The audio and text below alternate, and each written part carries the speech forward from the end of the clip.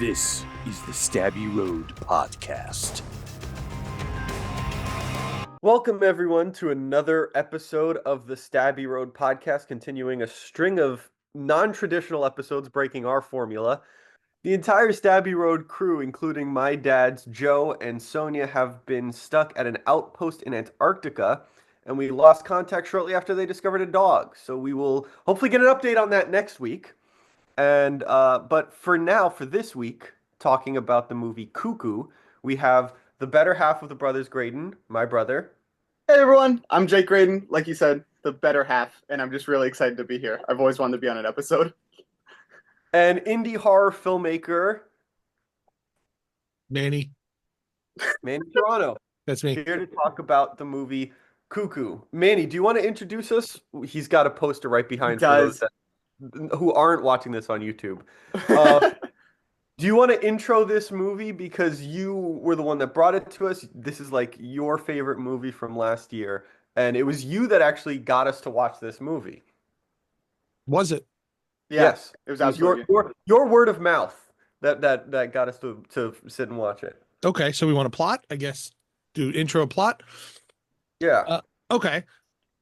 This is a weird film about a 17-year-old girl named Gretchen who goes to live with her. The implication is that estranged father, that they had a an estranged relationship. She goes to live with her estranged father and his new wife and daughter at a weird resort in a really weird place in Germany, run by the very weird Dan Stevens. And then things get really weird. That's probably the shortest, easiest way to explain this film. That's a great sum up. Yes, things get weird. Yeah, man. I mean, it's weird and it's dope, and I think we're gonna say spoiler alert, but like, I didn't want to spoil it right off the front, Yeah. I don't want to have any of course. how we talk about this, but just Christ, like, so good, so weird. It kind of reminds me stylistically of, I don't think it's as sort of, not what's the word I'm looking for. I don't think it's as groundbreaking, but it reminded me of like when I watched Get Out for the first time. Okay. And there was like this great mystery, there was weird shit happening. And just something about it every time I watch it reminds me a little bit of Get Out. But she's incredible. Dan Stevens is great. Dan Stevens is creepy, man, and like quietly creepy until he's very loud creepy. And like there's this great moment of like great acting at the end where we'll try to keep this go from beginning to end, but I want to moment of greatness from Dan Stevens where he's like having the final showdown with the detective guy, and the little girl runs out, and you get this moment of like smile on his face. And then he sees the detective guy running behind, and it just drops, and it's just so perfectly played there. And he's really terrific in the movie. The performances across the board are really strong, and unsurprisingly, I mean, Hunter Schafer is really, really, really strong. These are more like roles I want to see her take, not per se horror, but just bigger swings. I loved seeing her in a very, very different role than I think a lot of people are probably used to seeing her in. So so when I sat down to watch this movie, if I see a movie that I know people like, I know you had seen it before, like the marketing had started and everything, so I knew this was going to be interesting. And then the marketing campaign started, and I was like, I have my ticket. Images. Oh, that's so cool! April 4th. Great. April 4th. I saw this at Overlook Film Festival last year. Oh, that's I was incredible. Looking forward to it. And it blew me away. So in April 4th, I was like, this is my favorite movie of the year. And it was really hard to top it all year long. And it didn't. This was my favorite movie of 2024. Wow. It's up there. And then so I'd seen Hunter Schafer, I knew Dan Stevens was in it, so I didn't watch any trailers. Mm-hmm. And when it came out, we were filming our feature, so I wasn't able to see it in theaters, but I also wasn't getting like what the reactions to it were. Yeah. So I went into this knowing nothing. I think that's the best way to watch it too. Yeah. It's the best way. And so before Manny and I were talking, and I was saying how I sat and watched this with my girlfriend who doesn't watch these types of movies, and 2 minutes into it, she goes, Dan Stevens is the doctor and he's creating bird people. And I was like, what did you... I was like, how'd you figure that out? And she was like, it's called Cuckoo. And I was like, well, yes, that sounds obvious now, but I had seen her with the bandages around her head and I thought it was because she was going crazy. Yeah. So, Cuckoo crazy. No, instead she was just getting life was kicking her ass. Yeah.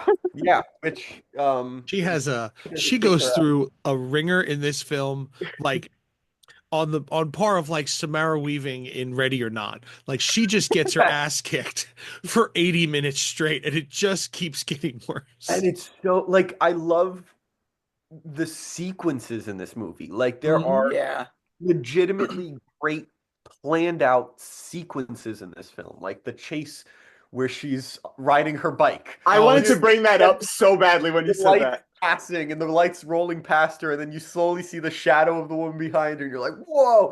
When her shadow first shows up on the ground behind her, I was like, "Oh my god!" I know you're like, I tensed up. Mm-hmm. Because the movie was weird up to that point. That was the first point of like true horror. Something happened. Everything was like kind of weird, and that was the first point of like real thriller suspense moment. And I love the great sort of first sequence where they've just moved in and she's like playing her bass, listening to the music. Yeah. And her sister comes in and you get that like time looping thing because not only is the song great and it's like using it well to anchor it with this time loop idea and that sequence is incredible.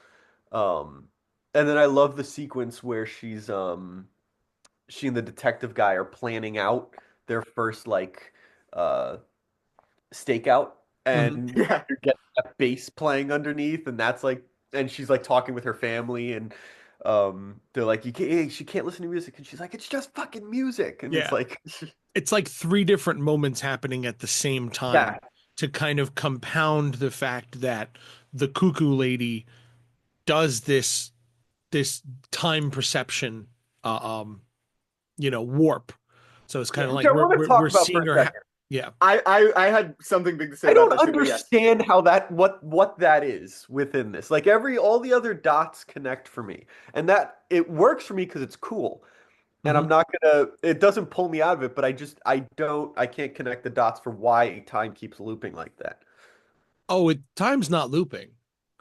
It's just the sound she makes alters your perception of the moment, because at the end of the movie when Gretchen has Alma and Alma covers her ears and she makes the sound, they hit that moment and then there's the wide shot of you see the two of them just walking through and the other guys are just standing there just kind of entranced. So they're perceiving it as time looping. Got it. Okay. But that's not what's actually happening. And I think that's the purpose of the scene in the end, to show you what is actually happening. It's really just locking them into a moment where they can't mentally break out of it. So you're perceiving it as a loop, but that's not what's actually happening. They're just stunned. Yeah. Yeah. I watched this again. I watched it again last night. I saw it. I saw it at Overlook. I saw it when it hit theaters. I think, when did it hit theaters? In like August or September? I think August, September was that time period when I was not watching movies. And then it went to Hulu, I think, in December, and I watched it like 2 more times. So this is maybe the fifth or sixth time I've watched it. And there's still only one moment that I don't understand, that makes no sense to me whatsoever. Everything else, I feel like I've figured it all out. And I think it's one of those movies that you have to watch a few times to really get what's going on. Like I hear a lot of people complain about that. Oh, well, it was really confusing. Like, that's kind of the point. It's supposed to be confusing. It's not spoon feeding you everything. It is taking its time and it's giving you pieces of the puzzle that don't make sense until the ending. Yes. And I think one of the things I really like about it is there's a lot of confusing movies that don't invite you to rewatch it. And I think for me, the stories that I go to rewatch are where it's like there's great characters that I'm interested in like revisiting. Oh, and I think watching Gretchen, she's a great character, but the thing that I keep revisiting is her relationship with her sister. Yeah. Yeah. Oh yeah. I love seeing evolve over the course of the movie where it's like she couldn't give a crap about her. She's not my sister. She's not my sister too. Not my sister. She's not my sister too. This isn't even. This is literally not my sister. She's not even human, and I'm going to do everything to protect her. Well, she is literally her half sister. She is. She is her half sister, but she's not human. Well, she's half human. Well, yeah. Is she half? Well, she's half human from her father. Yes, because the father. And then the other was like the weird bred mom. But monster. still, it's not 100% human. And the fact that she can recognize that and still be like, I'm gonna protect her, which leads to probably my favorite sequence in the movie, which is at the end when she yells out to the detective guy. She's like, "Did you promise to protect your wife?" Yeah. Like, yes. Did you promise to protect me? Yes. And she comes rolling out with her sister. That was like great. It was so perfect. You know, you had this guy. She guilt tripped him into not shooting them. Yes. You've got this guy who wants to kill Alma but won't kill Gretchen. Yep. You've got this guy who wants to kill Gretchen but won't kill Alma. Yeah. And it's just so perfect. And then I love the moment when they're in the hallway and you hear the double gunshot. The double gunshot. That was the scene kind of perfect. That got me like actually like I don't want to say emotional, but I will say emotional because in that moment, like you said, one of them wanted to kill Gretchen, the other wanted to kill Alma, but they would never kill the other one. Yeah. And they both the siblings like filled such a void that they were missing for so long. And I don't know, there's something that was really like powerful about that to me. And anything with siblings, like if you get it really, really right, gets me really emotional. I love it. I love when you can portray true, authentic feeling siblings. Yeah. And I love just that moment of them essentially holding each other. And it to me, it played like a moment of right now, everything's really shitty, but I have you right here, and that's all that matters. It doesn't matter that there's literally someone on either side of us with a gun. They don't matter right now. What matters is that we can like kind of hold and support each other. And I love you. Yeah. I like I mean, I guess it's a metaphor or allegory of the cuckoo itself. It's in the film where even Dan Stevens says it's brood parasitism. There's hundreds of species on the planet that do this, that implant either implant their offspring or for raising or just for birth and then bring it back, you know. Generally there is a trait that they all seem to have where when the implanted sibling is born, it tends to take over the nest and throw out the other siblings. You know, like a cuckoo bird will throw the smaller birds out of the nest. And Dan Stevens just says that to her too. She says when at one point Hunter says, Gretchen says, "Why me?" She says, "It's not you. You're competing for resources with a sibling. You know, that's all it is. You're competing for resources. So so the mother needs to eliminate you." Okay, that's what the birds do. That's what cuckoos and other birds do. Is when they see these other siblings competing for resources, they throw them out of the nest. You know, and basically, I don't know what the word is. It's not patricide, matricide. What is sibling side? You know, I don't know. Yeah, I don't know what the word is, but that's essentially what they do. Is they kill the other siblings in order to take all the resources onto themselves. And the end of the film is the exact opposite of that, because it starts with her telling who's the girl, Trixie. Yeah. Right. Trixie. Yeah. Beatrix. tells Beatrix that, oh, she used to be a twin and she ate her other twin in the womb. So from the very beginning, she's a cuckoo and she absorbed the other twin in order to keep all the resources of the mother to herself. And now at the end of the film, we have them working together as a unit, not fight, as they've been kind of at war with each other the whole time. Yeah. Alma wasn't at odds with Gretchen, but another aspect of the brood parasitism is that they camouflage themselves. The actual eggs can be camouflaged, because the birds that do this there are some species where their egg camouflages itself to look like the egg of another species, in order to consistently lay. So like a cuckoo is born with one, let's say this one cuckoo was born with this one type of bird. When that cuckoo grows up and is ready to lay an egg, they will find that same type of bird to lay their egg in again. And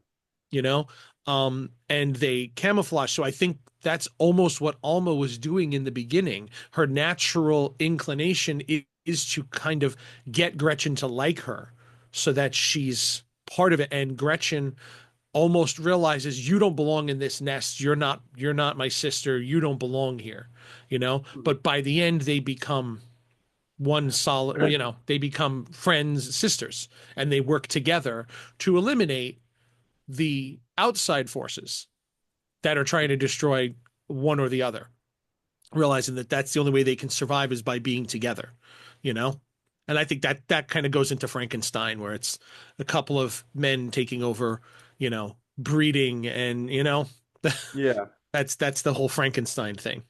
Did you say, or did we get derailed? What didn't make sense? What one piece didn't work for you? No, I didn't say it yet. Okay, I was gonna ask a similar thing in like a minute. I just didn't want to interrupt you. But no.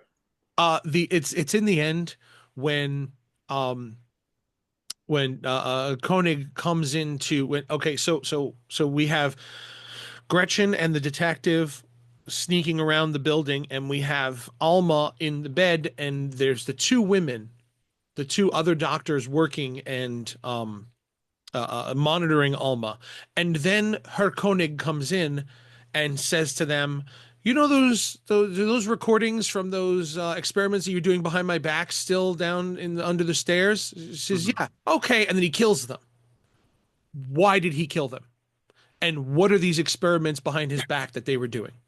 So I don't know what the experiments were. My assumption was that they were doing something behind his back that would have compromised it, and that's why he killed them, because this is such a tightly understood secret. Yeah, that's what didn't make sense to me, because they're clearly running the tests that he's doing. So that, like he says, those tests you're doing, you never alluded to there being anything to them doing anything behind your back at any point in the film. Do we even have an inkling that they're doing something behind his back, that they could be compromising that? I feel like that's something that was maybe there was a deleted scene. Yeah. And this is the remnant of it. And it makes absolutely, why would he kill them? I don't understand. That's the only part of the film. Out there? Huh? Is the shooting script out there? I never looked for it. I'm curious if that would have more like insight. And there hasn't been like any like, I haven't bought it yet because I'm waiting for like a really nice, like Blu-ray release. And there hasn't been one other than just a standard Blu-ray. Yeah. Yeah. I was expecting someone somewhere, in some like Umbrella or Imprint or someone to do, a nice release, and there hasn't been one yet. And it actually kind of bothers me, like how it's such a cool movie, and it's a neon film too. Yeah. I'm sure you give it a minute, somebody's going to do it, because I'm sure they will. It'll happen. It also I don't think it's gotten the traction of the cult following it deserves yet. It didn't, and I think, and like I say, I think that the fact when you watched it without watching any trailers, I think that's the best way to watch it because it's. I've also seen a lot of people. I've heard a lot of people say that, oh, this film was overhyped. This film was overhyped. I knew literally nothing about this film other than the name, and it was Dan Stevens, and I said, okay, this is going to be a weird film. Like it's a cool, I had a one sentence summary at the time. There were no trailers out and nothing was out at the time. I went in almost completely blind to this other than the synopsis on the Overlook website. Wow. I'd heard about it because CUCKOO and Longlegs were both being whispered about at the same time. So, and they both had early marketing that didn't tell you what you were looking at. Yeah. It was just like a weird image. So a lot of CUCKOO and Longlegs marketing got crossed and you didn't know, oh, is this going to be, that might be Longlegs. I don't know. It could be, you have no idea. Just images came out. You knew it was one of the two of them and they were both being pushed at the same time. So I think going into this blind is the best way. Just let it surprise you. Yeah. Because I don't think it's really not that scary of a movie. It's freaky. Yeah. And a little off the wall. But I think in general, people hear a movie getting hyped and they feel like, oh man, this movie is going to be crazy. It's going to be scary. And it's never going to live up to your expectations. Well, that's why I'm glad I went in so blind. Like I didn't even know the synopsis, like you said, even a brief. I literally knew Hunter Schafer was in it. And then I think I knew Dan Stevens was in it. Yeah. And then I just knew the poster.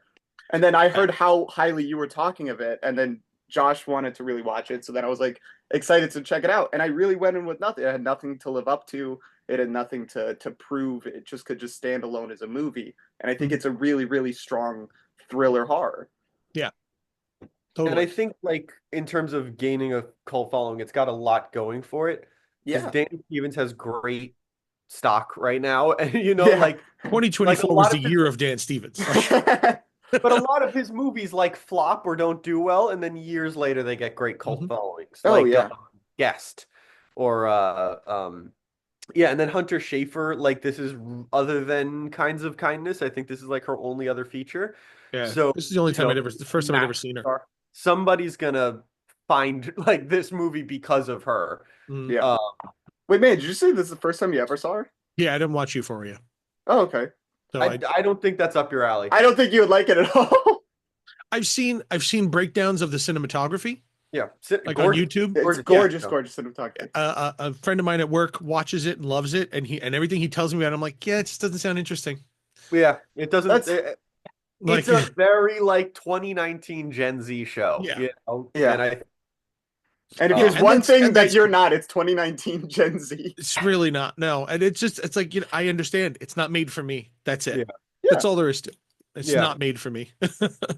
And it's funny how like it was so specific that even I was the exact target demographic, and 5 years later I'm out of it. It's like by the time season 2 came around, it was like, this isn't really. Even she's not even the demographic anymore.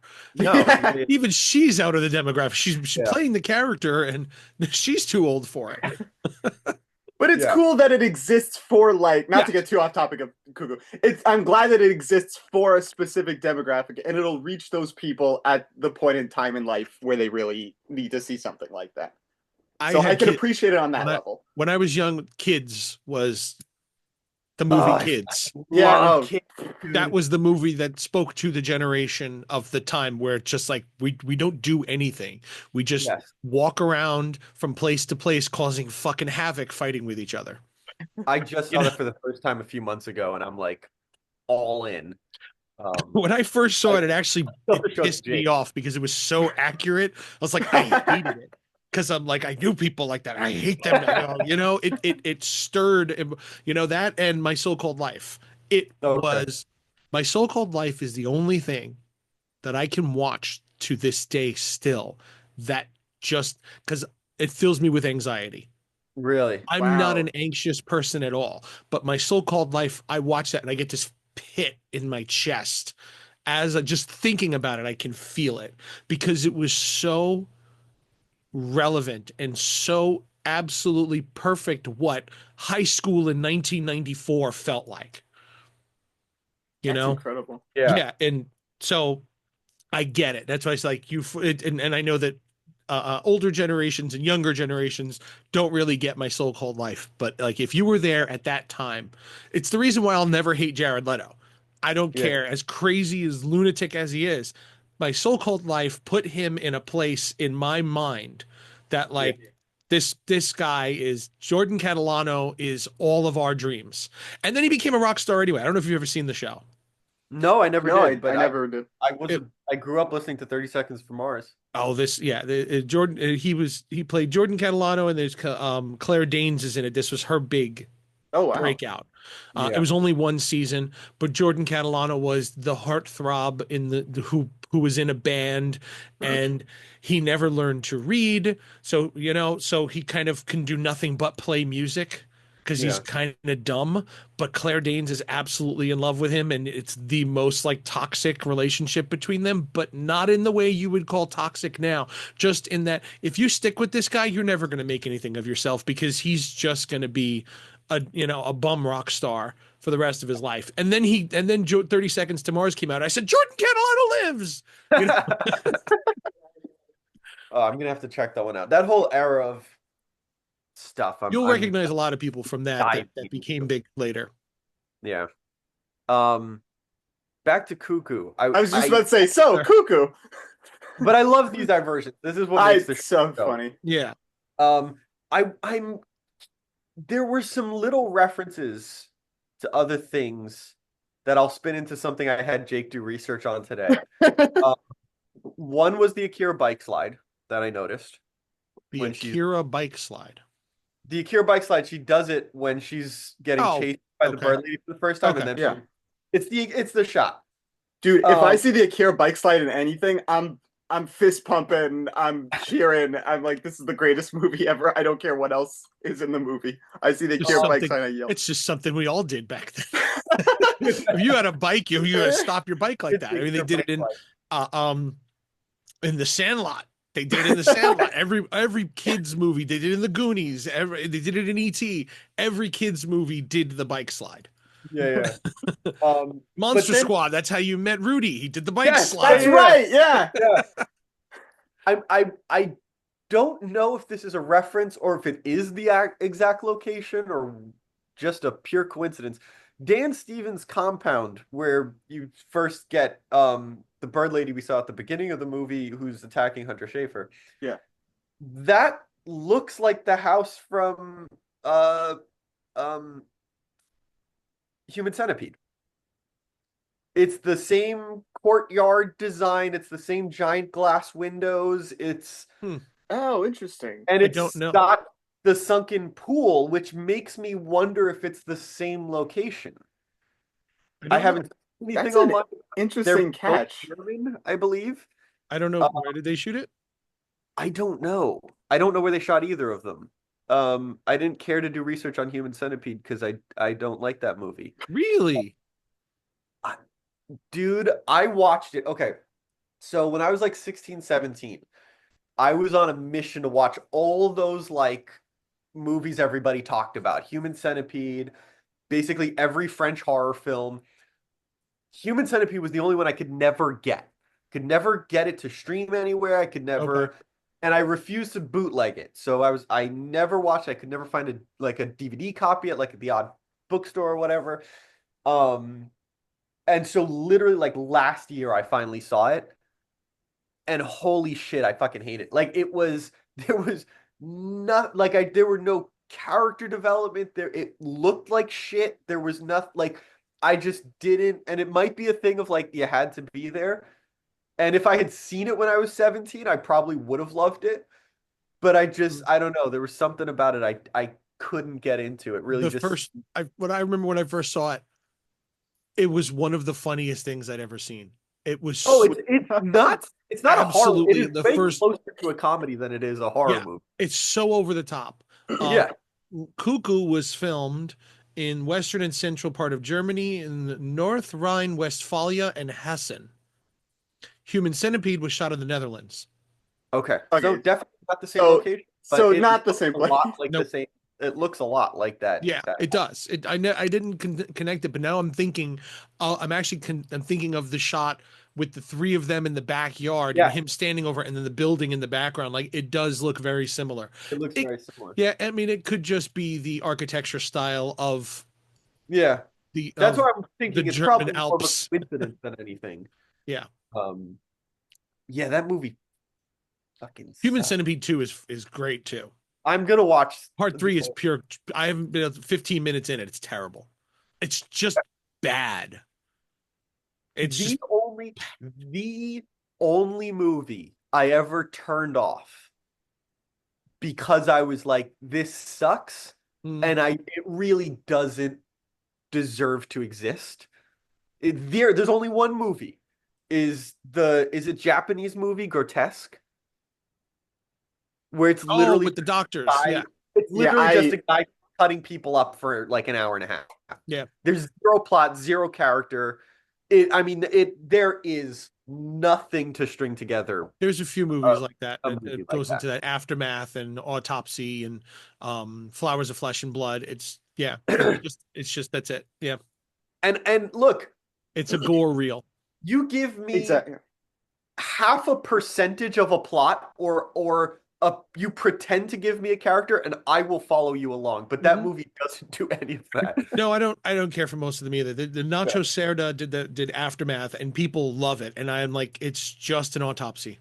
It's nothing to this. Like I don't care. Lynn used to work as one of her internships. She worked on Dr. G medical examiner. Oh wow. Her job was to log autopsy and crime scene footage. Yeah. That was her whole job. Oh my God. An intern was just logging autopsy footage. So that's crazy. This sort of shit, it's like that's not a movie. It's just, and that's all that they are. You know? Yeah. Flowers of Flesh and Blood is the same way, and yeah, but that type of is just, it's not. I don't understand the point of it either. Yeah. No. Dead okay. Girl took that in. Just a girl type. Dead Girl is high on my list to watch. That is not a date movie. No, definitely not. Considering my girlfriend could barely get through CUCKOO. No. I was gonna say, you told me she was watching CUCKOO, and I was like, "Are you sure about that?" She was sitting next to me doing homework, so when it got for her, she would just put her head down.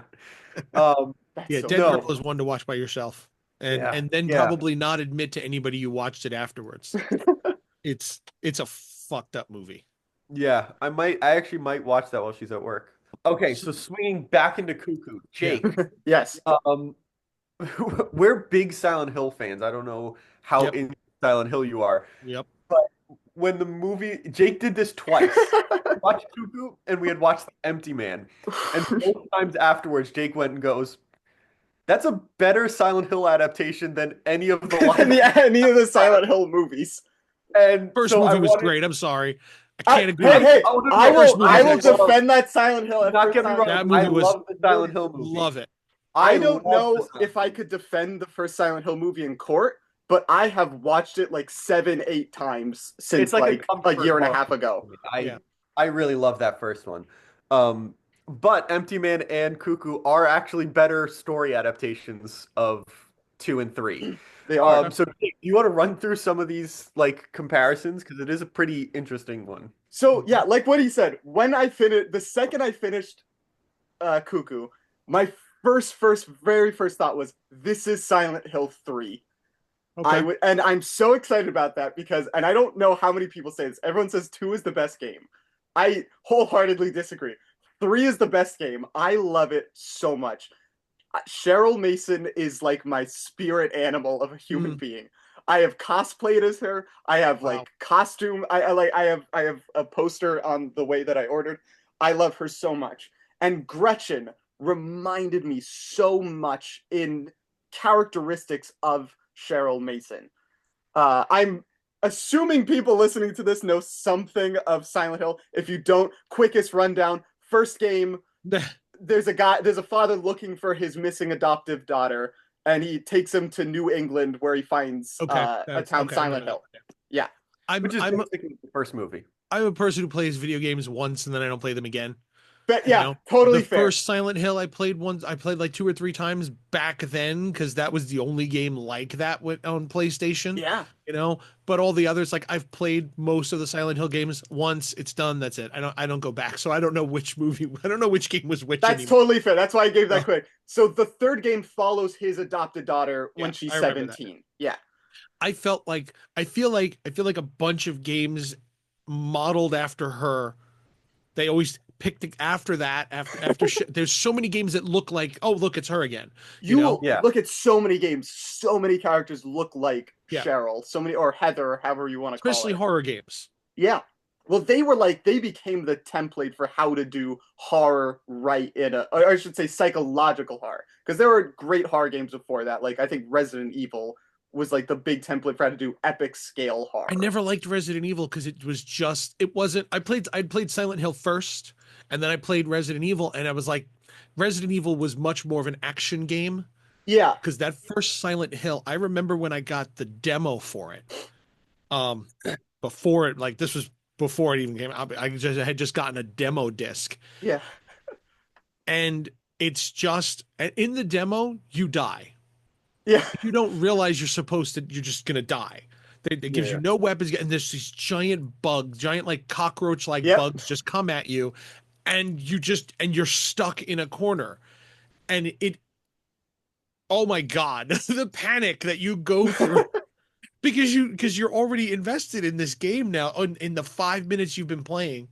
And it's about to kill you, and you don't know what to do. It doesn't give you anything, Yeah. And that was the whole purpose, was just to make you feel that way, and it nailed it. It was perfect. Yeah, like your first exposure to the game is no control. You have no say in what your outcome is, and that's scary because so many games relied on you having control and you having a say in your outcome.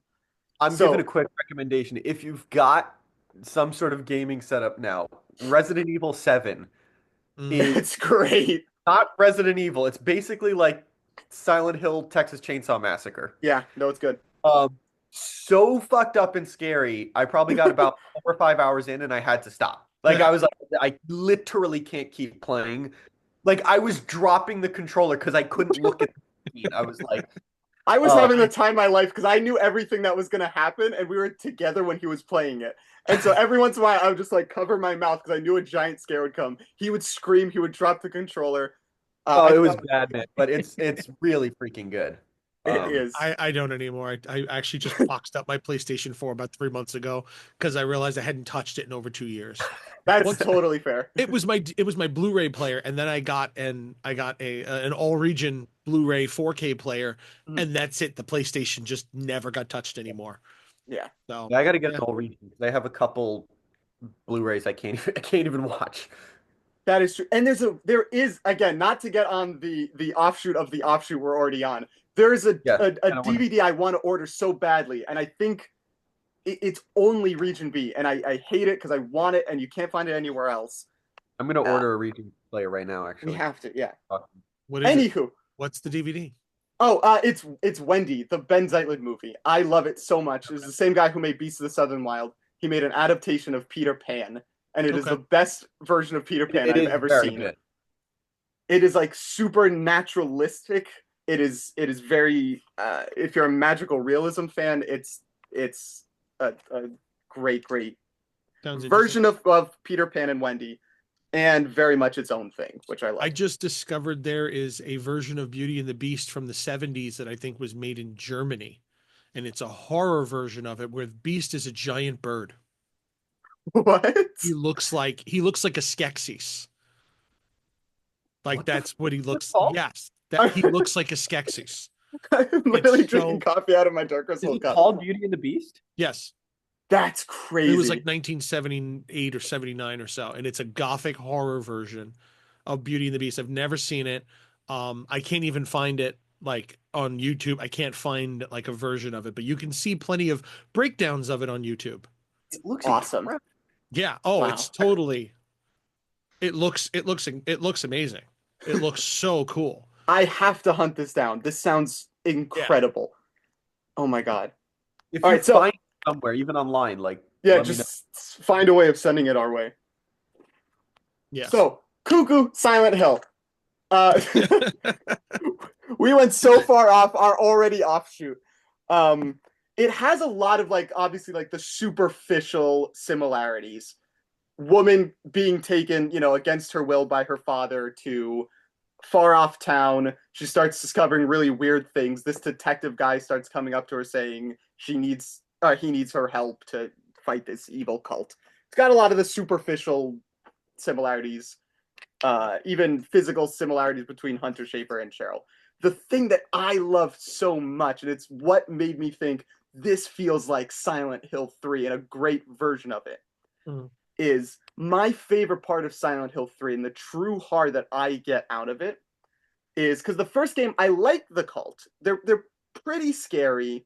But the reason I found them so scary in the third one is they're taking this girl who's at, what I say, she's 17. She's at such a pivotal turning point in her life. She's going from the adolescence into true adulthood.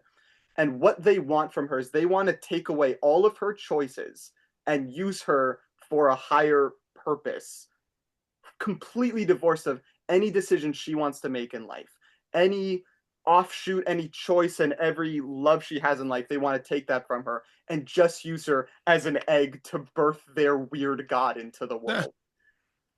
And I saw CUCKOO and I was like, holy shit, they're doing this. They're taking this young girl, and she was a lot younger, the small kid, than Cheryl was.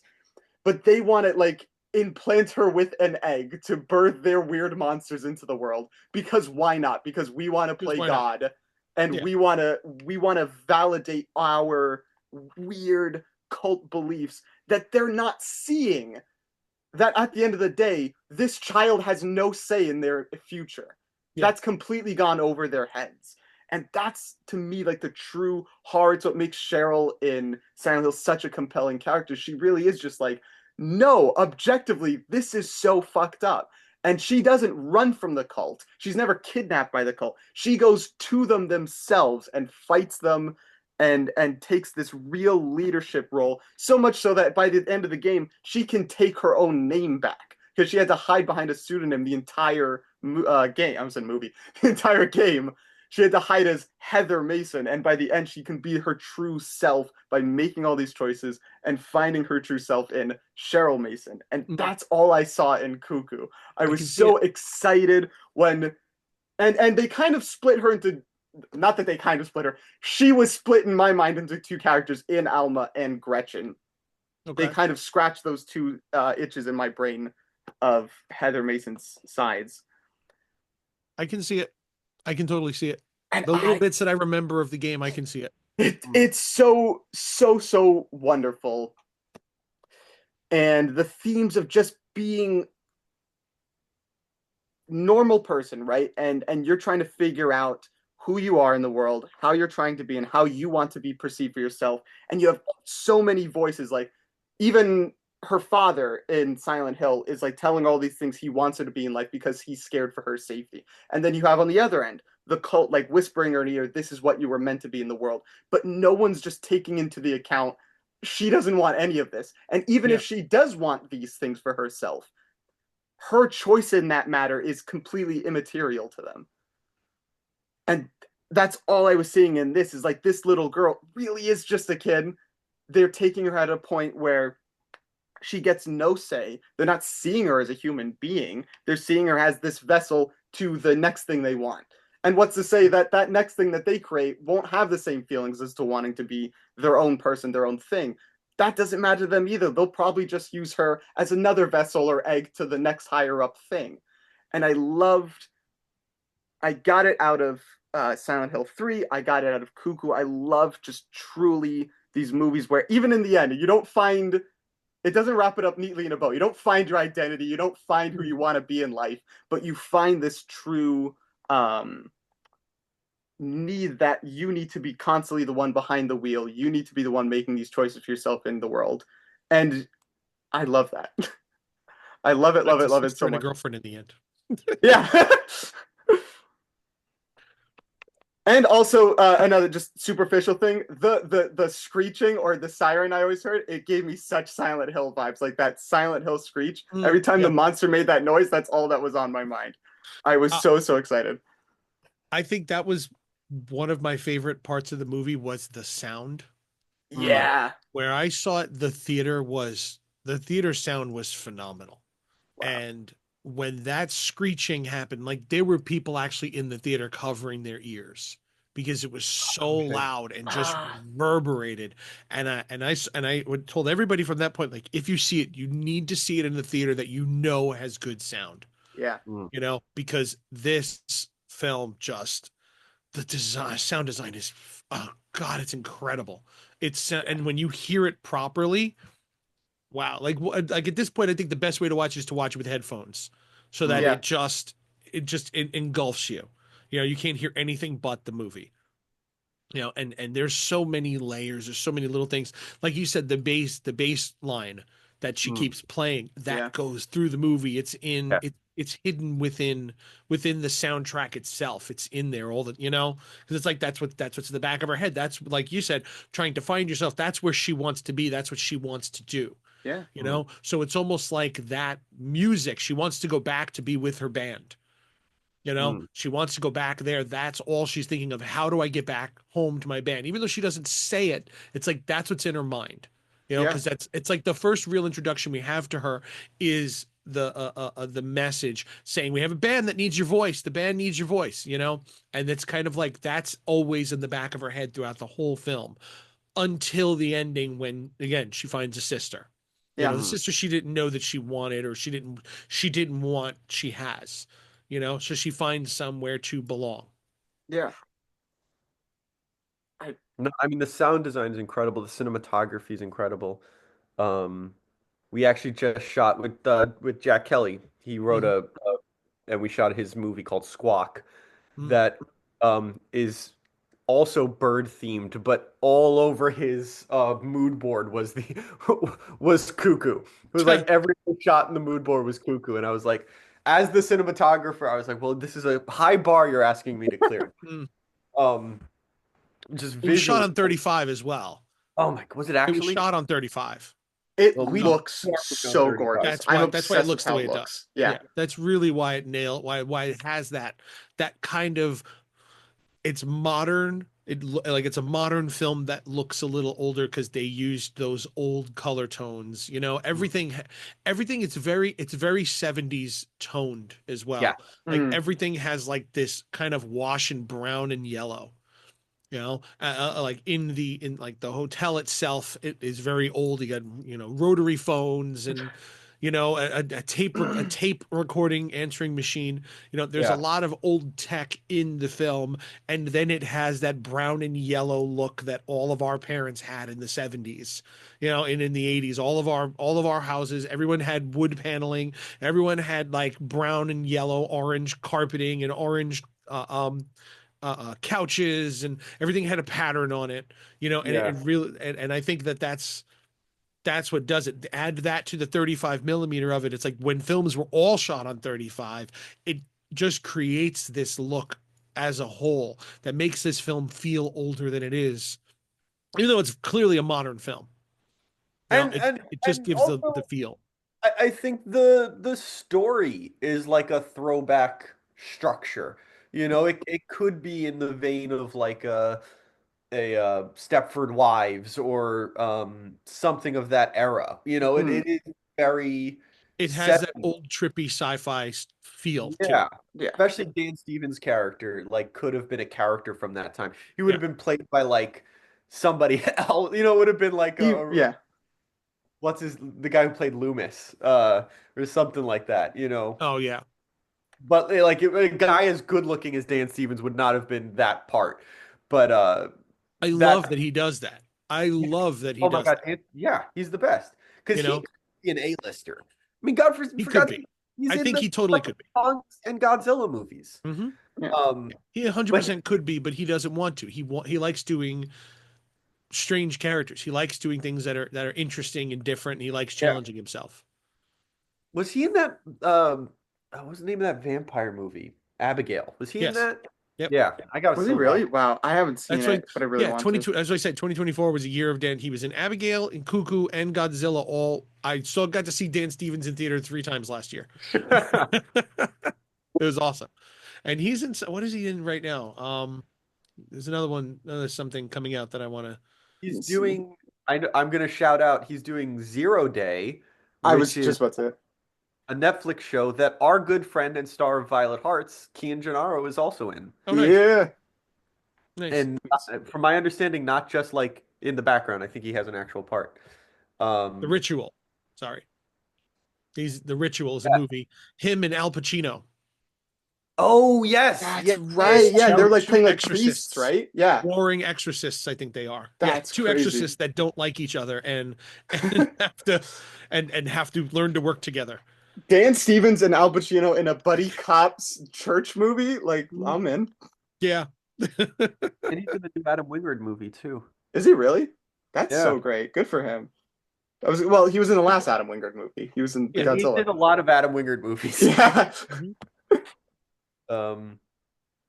Yeah, The Ritual looks great. Yeah, I haven't seen any trailers for it. I just heard it, and I'm like, okay, I don't care if it's Dan Stevens. I'm going to watch it. Exactly. Plus, I've stopped watching. Except for Beauty and the Beast. I'm not watching that. Yeah. I watched that in theaters with some friends. I saw Beauty and the Beast in theaters. It wasn't great. It wasn't, it was a Disney remake from 2017. Do with that what you will. Yeah. Oh, I forgot he's in Your Next. That movie fucking rocks. Yeah. I liked Your Next. I didn't when I first saw it, and then I just kept being obsessed with it. So I watched it again. I was like, you know what? This is awesome. That was one of those, when I was doing my disturbing movies, there was this video store in Manhattan, like just outside the Diamond District. I don't remember if it's still there, but they had like a whole floor of DVDs, and it was all like weird shit. So I bought like High Tension and but Your Next was one of them. So I bought that, and so that was how I always watched these like weird movies. Have you guys done High Tension on the podcast yet? We haven't yet. If you ever decide to do it, I would absolutely do that episode with you. That's a very we should talk about that one at some point. It's a great movie with an ending that makes no fucking sense whatsoever. Dude, okay. We're going to talk about this very briefly. Very briefly. That's so movie that I fucking hate the ending for. Like, there's no movie. Like, I love the ending. It makes no sense, though. It makes zero sense. None it whatsoever. Doesn't make... Every time I watch that movie, I love the rest of the movie more, and I hate the ending more. Mm-hmm. And every time I watch it, those two trees grow more and more inside me. I feel like it's just total afterthought. Like it's a complete afterthought. Yeah, most. They shoehorned it in. Literally, when you're in the middle of it, there's a shot of like a CCTV. Sorry, and wait. Spoiler for High Tension. No, fuck this movie. No. Fine, spoilers for High Tension. The movie's 20 years old.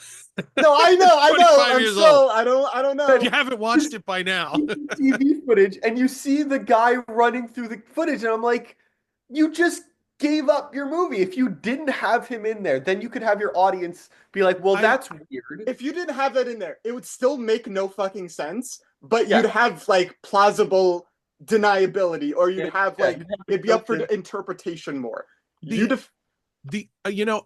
can see it. The only problem I really have with it, I mean, the problem is that it doesn't make sense. But like, okay, so that moment right there, it's an unreliable narrator thing. Mm. So like, okay, if you can pass it off as that, the problem, the glaring issue is objective reality. Yes, but the glaring issue I have then. So who's getting head from the head in the beginning? Yes, that has crossed my mind. Who knocked on the front door? Because she was in the bedroom. Yeah. Who knocked on the front door and let themselves in and killed the? What did she jump out the window? And like she's upstairs masturbating when this guy shows up at the front door to kill them. Who did this? It's a thrilling sequence. It's incredible. If they played that movie straight, just without the twist ending, it would have been 1,000 times more satisfying. I still think it's satisfying. It's just once you put it up to scrutiny, like this makes no sense. Like, oh my God, it was her the whole time. That's it. Don't think about it. That's it. Literally don't think about it. Think about it. If it's a movie you want to think about, just watch it one time. That's it. First time I saw it, I didn't think about it. I was like, that was fucking amazing. The second time I watched it, I went in and I was like, wait a minute. Well, wait, hang on. If that's her, who's in the car? And I went through the whole movie doing that the second time. Yeah. Because like I said, I think I was 17, what year did that come out?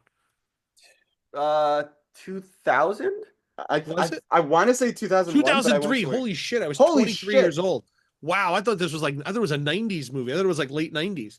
Oh, that's but I've been obsessed with Alexandre Aja ever since. I'll watch all of his films as a result of that, you know? So, wow, it was much later than I thought it was. Holy shit.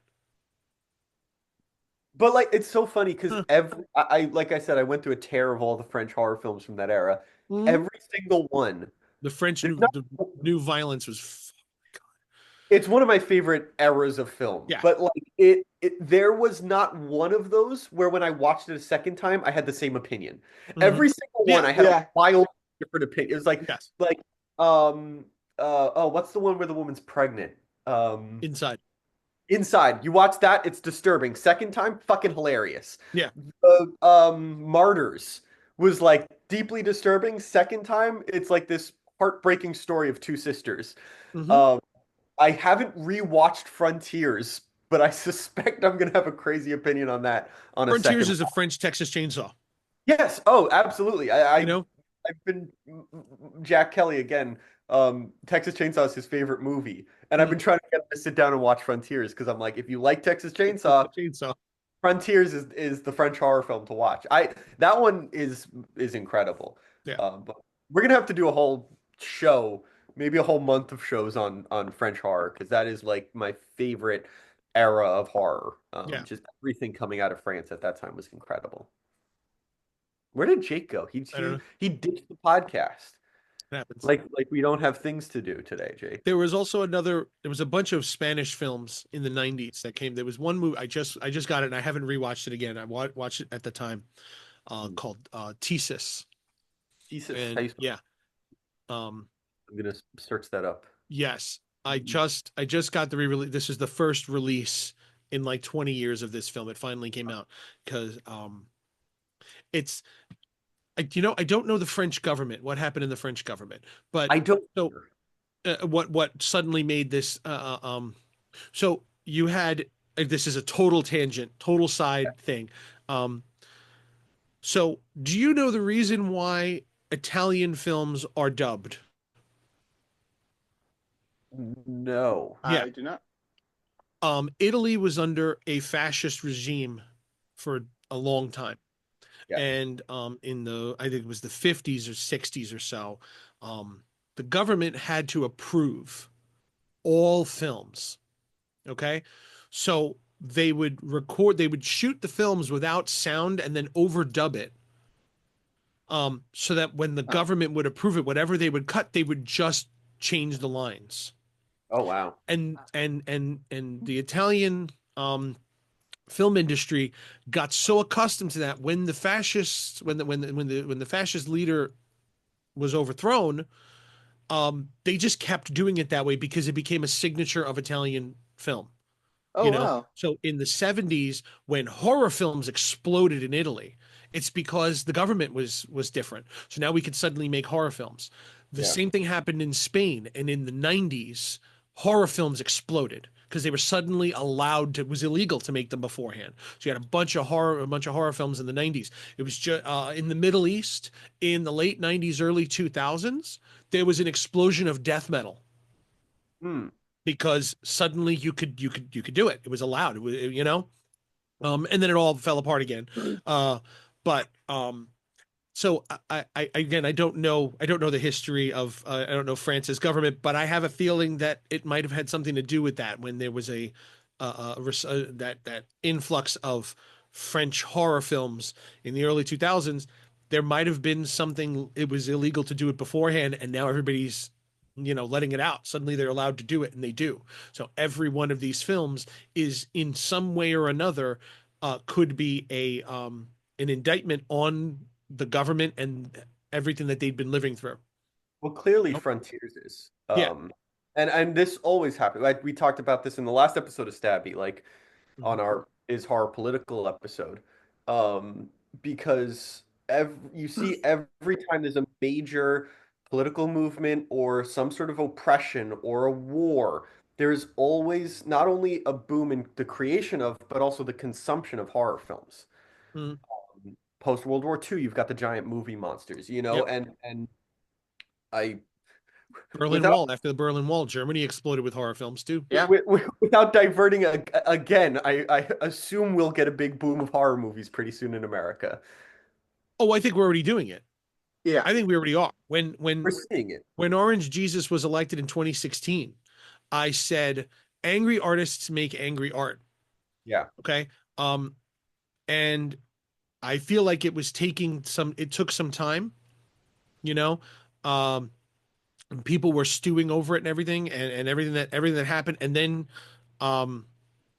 2020 happened, you know, and I feel like a lot of films were put on the back burner as a result, you know, so things didn't get released, and then the riots and the lockdowns happened of 2020, and people got angrier and more, and as soon as that was over, we went right into a year's worth of industry strikes. You know, as soon as everybody started getting back together, and then 2023 was all strikes. It was all, and everything shut down and everything got pushed back again. And then 2024, everything's open, everything's back. We're all back to normal. And this was one of the greatest years of horror. Yes. In a long time. And I feel that that's exactly what it is. All the pent up frustration and anger that's been building since like 2015, 2016 was finally able to hit theaters in 2024, you know? And, yeah, I think it's going to happen again. God knows, like, you know, we just wrapped a feature and it's angsty, you know, it's not horror at all. We had never written horror, but well, you're 20 somethings. Of course you're making a movie about angst. but we're now writing League of Gen Z is angst and anxiety. But we're now writing 2 features, and not only are they horror movies, they're not like we're setting out to do this. They're just coming out that way. The angriest, meanest movies we've written. Yeah. You know, and I think there is something, you know, I'm noticing that a lot with other peers. Yeah. You know, angry artists make angry art. That's it. You know, the early 2000s was full of this because of all the wars, the Middle East wars and 9/11, all that stuff that happened. It was all angry, a lot of angry art, a lot of violence, a lot of, you know, political unrest and everything. People hated George Bush. I have a pin on my jacket over there that's just a picture of George Bush with devil horns on it, you know? And now I'm wearing Trump pins that are similar, you know? It's this is how it is. There's an old it's not a saying or anything, but Ministry's best albums are when a Republican is in office because he's just pissed off. Yeah. That's funny. I would say that's not entirely true because I think Filth Pig is their best album and that was 95. But nonetheless, I think that was a result of the end of George H.W. Bush. Right. But Ministry's best albums are during Republican eras. I mean, I think we're gonna get some great fucking music and great fucking art, and that always, you know, in times like this, that shit crops up, and people need it. People need to make it. People need to consume it. Yeah. So I'm definitely looking forward to some great horror movies. If nothing else in the world, some great fucking horror movies over the next bit of time. The Monkey was excellent. I'm so excited to see it. I hadn't seen anything from it. The director, I can't remember his name now. Oz Perkins. Very hit or miss for me. Yep. I tend to really love his movies for the first 95%. This is nothing like his other films. Well, so then I saw the trailer, and I had sort of seen the poster, and I dismissed it. And I'd seen the trailer, and I was like, I'm on board. This looks fucking... You saw the trailer with the woman's face on fire? Did you see that? Yeah. It's that. It's 90 minutes of that movie, of that.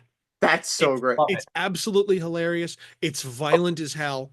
Yeah, it is nothing like his other films. Not even close. That's so awesome. I'm really excited to see Yeah, it. this has more in common with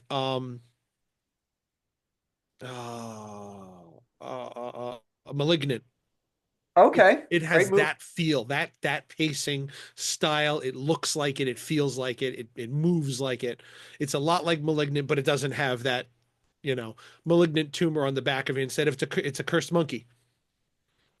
When I saw Cursed Monkey, I was like, well, we need a Cursed Monkey movie now. Yeah. We haven't had something that dumb at that large a scale in too long. Yeah. So I'm excited for that one. And yeah, I mean, we can start wrapping up unless there's some other stuff we want to talk about CUCKOO. Yeah. Whatever you want to do, I can. I mean, I I kind of have to go soon-ish. Okay. Another I say, call. hey, I got my Silent Hill 3 plug in the movie, so I'm good. Yep. All right. So we'll call it here. Thank you for another great episode, everybody. We don't know when we're going to return to normal format, but we're going to have a bunch of each episodes. We're going to have some interviews with people. We'll bring other guests on board, and you'll see some combination of the Stabby crew team for each episode. Yes, Manny. I do wonder. I do wonder. You said that they're in the Arctic with Yes. and they just found a dog. Have you heard from them yet? Because there's a dog in CUCKOO that disappears. There is a dog in CUCKOO. Wait, we're going to talk about this because watching it with my girlfriend, she goes, "Does the dog die?" No idea. And she then I was Probably like, not. "I don't remember." And she might Googles die. goes to the website, "Does the dog die?" And it literally says, "Dog shows up, never heard from again." That's it. Dog shows up. It might die because they left it out in the woods. That's It so Got out of the car and disappeared. Maybe that's the dog that is currently occupying the outpost with the Stabby team. I Maybe. just rewatched that movie like 11 hours ago. Yeah. And that did not cross my mind at all. What happened to One the scene, the dog is in the back of the car, and that's it. It never comes back again. That's It so does make me wonder. Like there are little things that make me wonder if there was stuff that got cut. Yes, yeah, and Yeah. that one That scene of little- him killing his assistants, Yeah. totally something was cut. Yeah.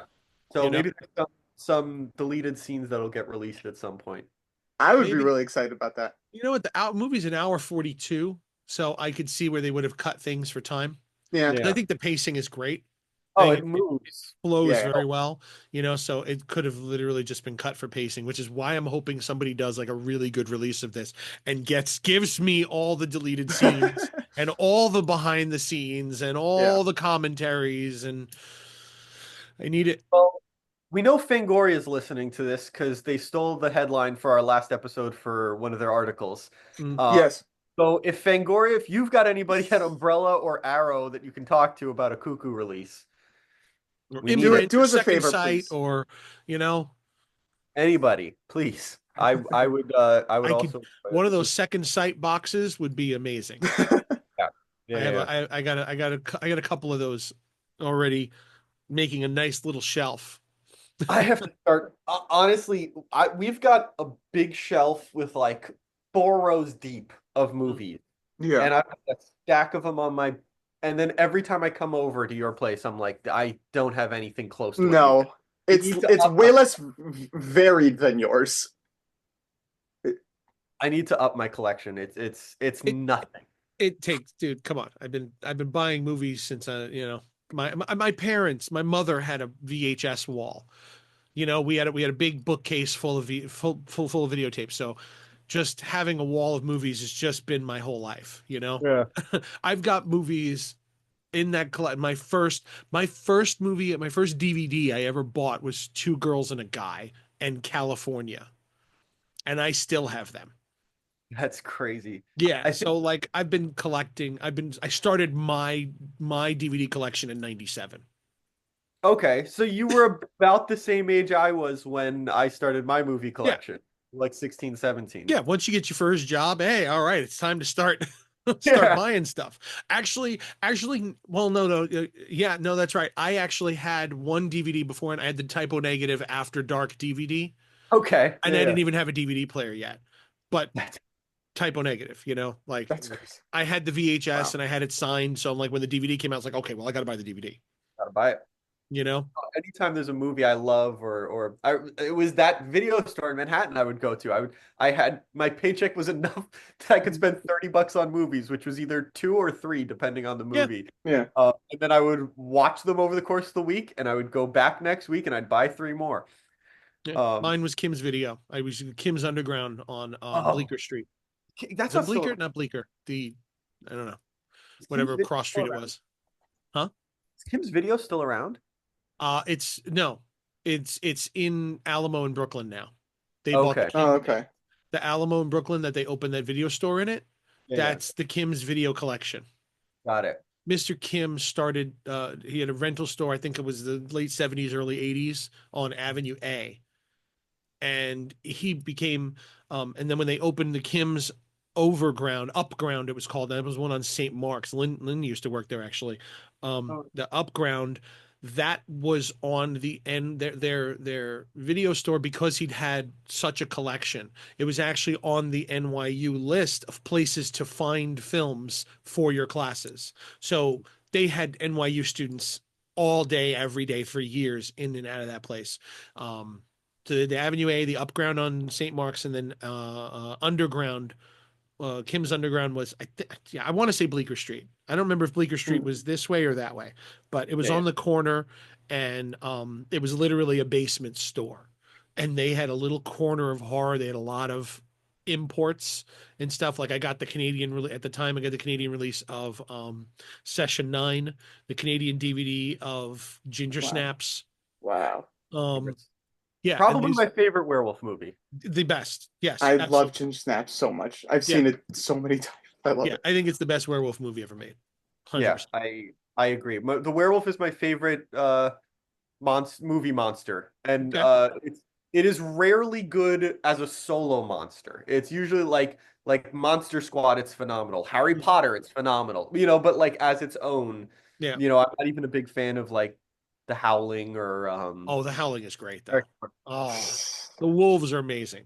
The wolves are amazing, yeah. But yeah, without diverting too much to a Howling, because we did do a Howling episode.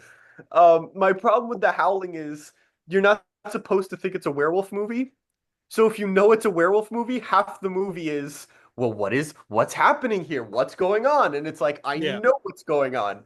So it's just a little frustrating if you know that it's a werewolf movie. But I just went through, I think it was early last year, I went through all the Howling films.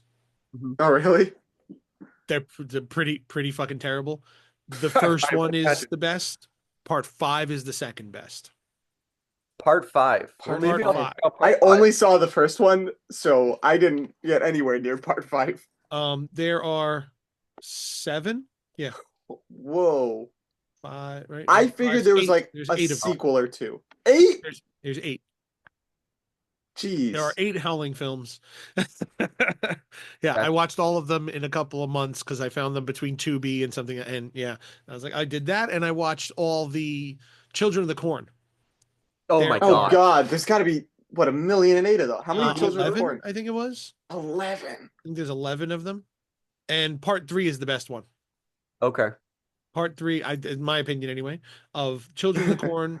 12. There's 12 if you include the short film. There is one short film that somebody made. They actually licensed the story from Stephen King. Wow. Okay. So and we'll call it 12 if they went through the there's 12. rigmarole of doing that. Part 3 is the best one, and then the second best one is the newest remake. That's my favorite of them. Oh, the one from like 2022 was it? I think so. Let me see. 2020, and then it was re-released in 2022. Okay, that was it. And then the remake from the early 2000s. Mm-hmm. Part of my ranking, the original Children of the Corn is number 8. I never liked that movie, so I never watched any of the others. I never liked the original. I always thought it was boring and stupid. Because Come Out and Play is the remake. Who Can Kill a Child? Light years better than Children of the Corn. Mm-hmm. If you've never seen that, as a 70s Spanish film. It's essentially where Stephen King got the idea for it from. I don't care what the fuck he says. It's these two people go on vacation. It's again a Spanish film. Two people go on a vacation and they get to this on vacation, this little area, a little town somewhere, and they notice that all the adults there's no adults, there's no grown-ups, it's all children. So clearly all the children killed all the parents and they rule this town. Oh, It's called Who Can Kill a Child. It's What's it called? Who Can Kill a Who Child? Can Kill a Child? I'm literally looking at it right now.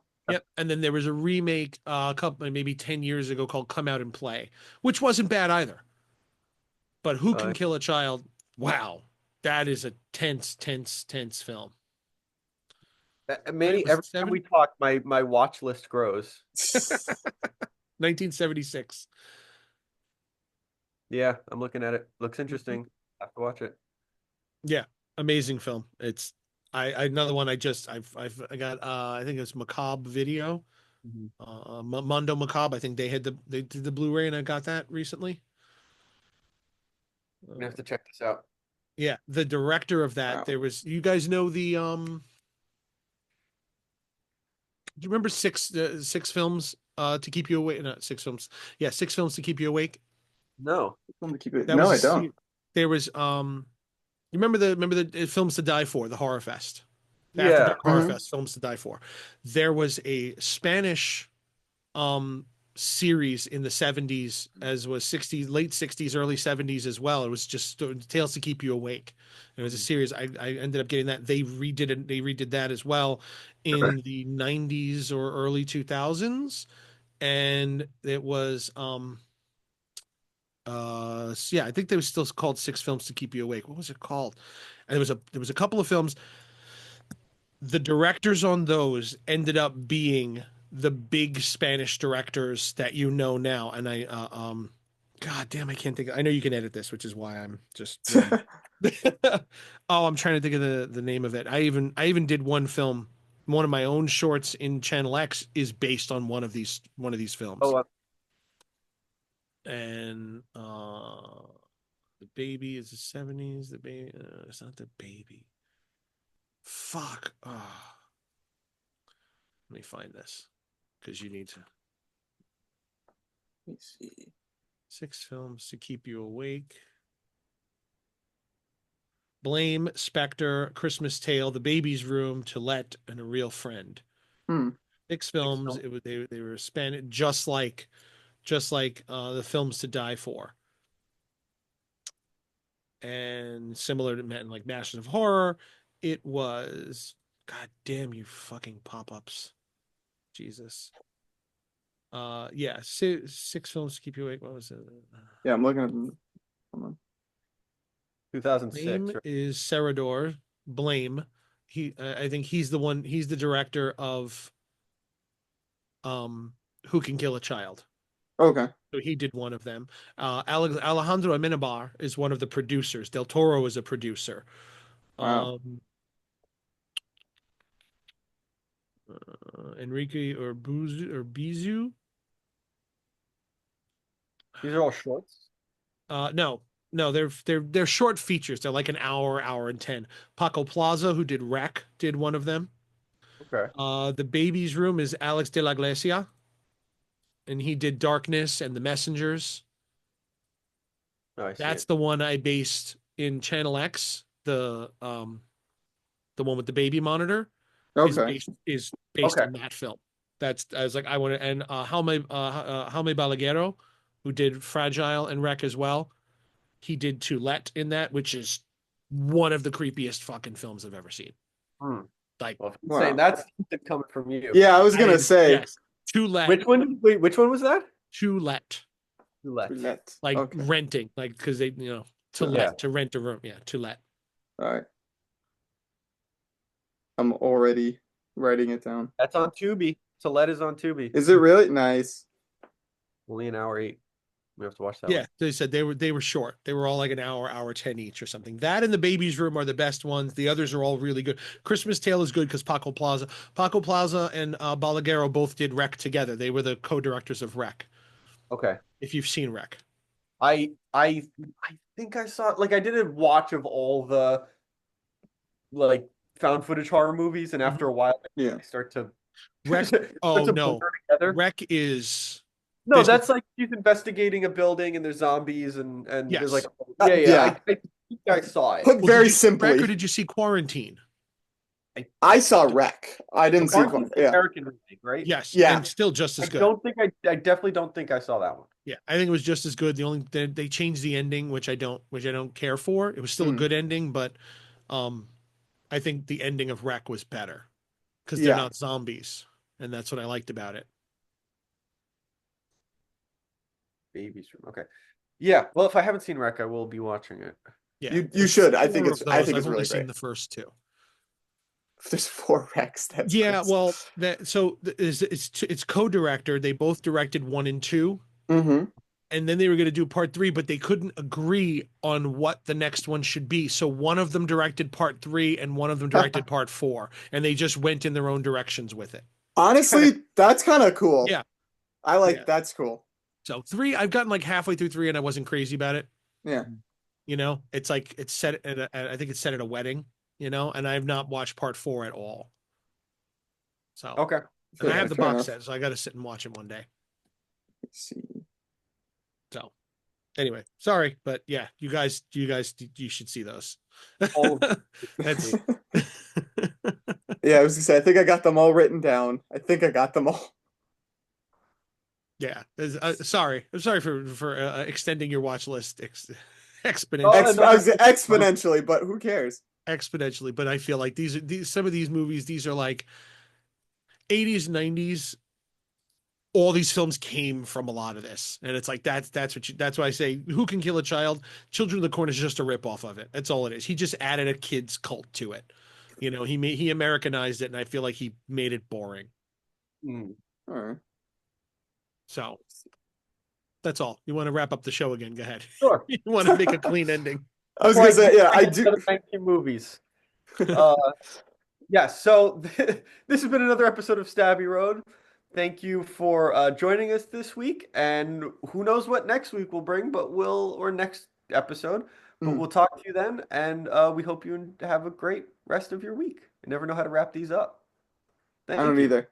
Adios. Stabby Road Podcast was created by Joe Senna, hosted by Rob Graydon, Sonia Harcourt, and Joe Senna. Recording technicians Josh Graydon and Eric Todd. The Stabby Road Podcast is a production of Fourth Castle. All rights reserved. See you next week.